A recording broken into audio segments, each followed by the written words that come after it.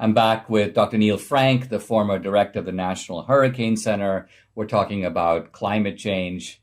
Dr. Frank, I kind of chuckle because, as you said, in the 70s, it was global cooling. Yeah. Then it became global warming. And since this gang is so horrible about making predictions, I think you said, didn't you say that, what percentage of their predictions have proven to be correct? Well, I saw a paper recently where somebody went back to 1970, and they've been able to count, how many was it? Was it 79 forecasts that have been made? We are now able, with time, to verify 48 of those, and all of them have been wrong. All of them are wrong. All of them are wrong. Yeah. So why should we believe the 31 that yet haven't yet been checked out? Exactly. Such as AOC, Alexandra Ocasio-Cortez. We have 12 more years for the Earth. That's right. I think 12 years from now, they'll extend that deadline. We have 6 more years for the Earth. Now, I think this is really why they decided to go with the name climate change. Because climate change, I mean, from a scientific point of view, it is such an empty concept. That's right. Because, I mean, change is a fact of life. This is sort of like talking about human change. That's Obviously yesterday is not the same as today, which right. won't be the same as tomorrow. So you have an empty theory. Now, one of the ways they try to convince people of this, because I think when most of us think back to when we were kids, we don't find the weather to be radically different than it is now. Right? So experience doesn't suggest that the Earth is baking to someone's turned up the oven, so to speak, or to quote Al Gore, the Earth has a fever. Right. But what they try to do to people, I think, to convince them that this is real, is they point to spectacular weather events. And I want to start talking about those in some detail. Let's start with the issue of the oceans rising. Right. I've tweeted out and chuckled about the idea of the Obamas buying this expensive property right on Martha's Vineyard. Obviously they don't think that it's going to be flooded and their property value will be destroyed. I think $12 million. But let's look at some data. Here's a graph. So incidentally, I think Al Gore has a place in California the same way. And I know the Bidens have a place on Rehoboth Beach. Right. So this and real estate agents don't believe it, and buyers don't believe it, and sellers don't believe it. But let's look at what the data shows. This is global average sea level changes from 1855, way over there, 1855, right over to the current to now. You see that there's a steady rise. There's no debate that the Earth the sea level has been rising as we came out of the real ice age, the 100,000 years ice age, and when the Earth started warming, then we started seeing a rise in sea level. But the rate of rise is 8 inches per century. 8 inches per century. So let's pause. Another 8 inches by the year 2100. I don't think is going to flood Galveston Island.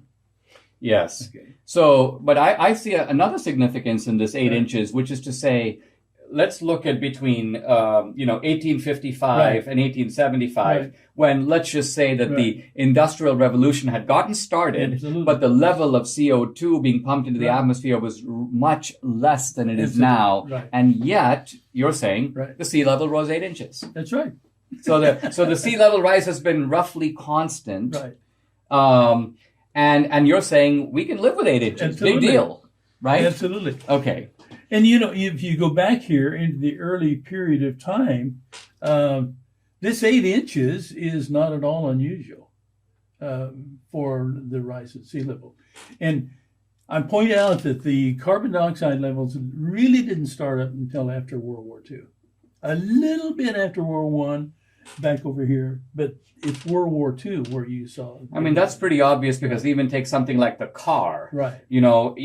This is about when Henry Ford began to mass produce the car. So clearly before 1915, nobody was putting all that car fumes into the atmosphere. Let's go to another chart. This is chart number 4, because I now want to talk about forest fires. Well, Dinesh, let me just make one more comment. Yeah, go for it. This. All of the projections in the future are based on the numerical models that have this concept of carbon dioxide is causing the Earth's temperature.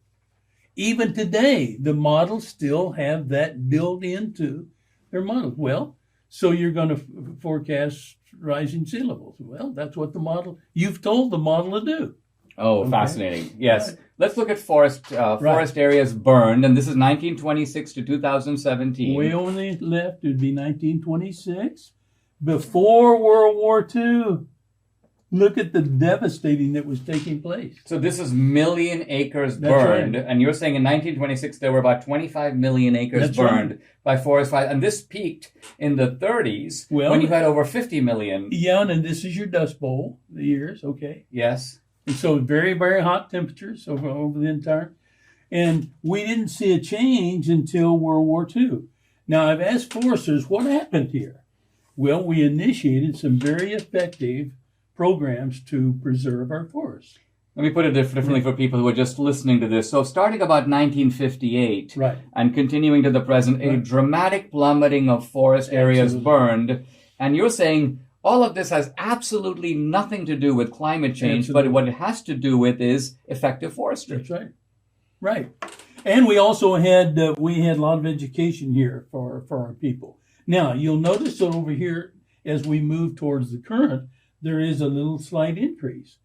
Foresters tell me that that's where you're abandoning some of the programs that were so effective back in the year. You have and I remember not too long ago, a big windstorm hit Colorado and knocked down a whole bunch of trees, and loggers wanted to get in there and log those. Environmentalists wouldn't let them build roads. So here these trees are sitting in there and ready for the next fire.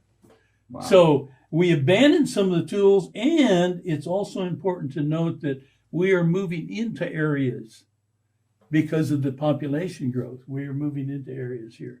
So this has nothing to do with carbon dioxide, is the point that I make. When we come back, I want to get into your zone, which is I want to talk about storms and Right. hurricanes. We'll be right back.